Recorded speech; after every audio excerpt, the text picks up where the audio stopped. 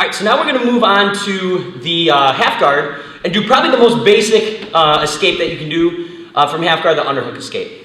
So we're going to start in half guard. Okay, in this case, I'm going to start with Dustin being nice and close to me. Okay, and this is actually good for him. He's closed off a lot of space. It's hard for me to get the underhook. I really can't do a whole ton here.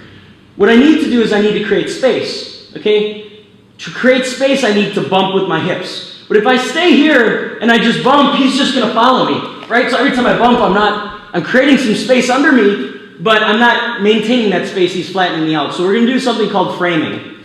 Okay, the first thing I'm going to do is I'm going to take this inside hand, and I'm going to take the middle of my forearm, or a little past middle, maybe about right here, and that's going to frame off his hip. If you sit up, I'm framing right on his hip bone. You should feel his hip bone digging into your hand right there. That's really important to control on this side. So he's back down. The second thing I'm going to do is I'm going to take this hand and I'm going to frame off his upper body. Okay, now the big mistake I see a lot of people make is they bring this arm, let's turn just a little bit. They bring this arm straight over to try and get it on the inside. When I bring it over, I set myself up for Americana here, where you can come over the top, and if he's nice and quick, he can catch me Americana. So instead of coming over, I'm actually going to, just like a pummel, I'm going to pummel it under and get it under. And I'm going to grab onto his far shoulder, keeping my elbow to this side shoulder. Okay, so now I got him framed off here. Now when I bump, boom, I can use this grip on his neck, or this frame I have on his upper body to create and keep some of that space. Now with that space, I'm going to keep my elbow high. Don't drop it. Some people pull this out and then try and stick this in for the underhook. Keep the elbow high, and just like we did our first pummel, we're going to pummel this under and get our underhook.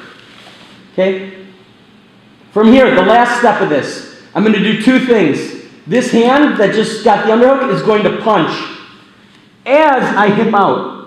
Okay, and I need to not only move myself, but I need to punch at the same time. Big guys usually only punch. They only try and move the other person. Little guys usually only move their hips. But to do it correctly, you need to get both at the same time. So I just got my underhook. I'm going to punch and hip out. From here, I'm going to sit up, plant the hand, and get this knee all the way flat to mat. You should feel pretty comfortable. Just relax right here. This hand is going to get a collar grip on the far side, so I can start attacking his back. If you have this leg grapevine, so if you turn a little bit, if I have this grapevine like this and my foot's hooking, you might have problems getting up. So if you're having problems and you feel like you're always falling off the side, let go of this grapevine. Just make sure you keep the hook, and then it'll make it easier to get up to your feet.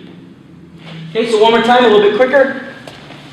I'm in here right now. Dustin's controlling all the space, which is bad for me. It's good for him. I need to create some space. But I not only need to create it, but I need to control it. So my right hand, just below, midway through, I'm going to frame off his hip on that far side hand. This hand, I'm not going over the top where I risk Americana. I swim it under. And if you got to bump a couple times to create some space, you might have to do that too.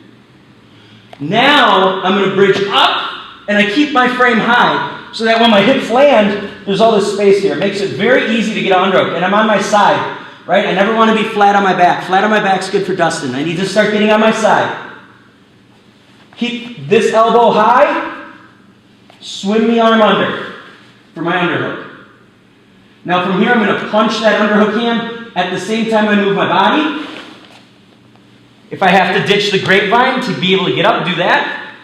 Sit up. I'm staying nice and glued to him. Plant the hand. Sit up. And then make sure you get some type of grip on this hand so he can't turn and regard or roll out. So I got one hook on this side, I got the grip on this side, I got nice, good control. So that is probably the most basic underhook escape from half guard.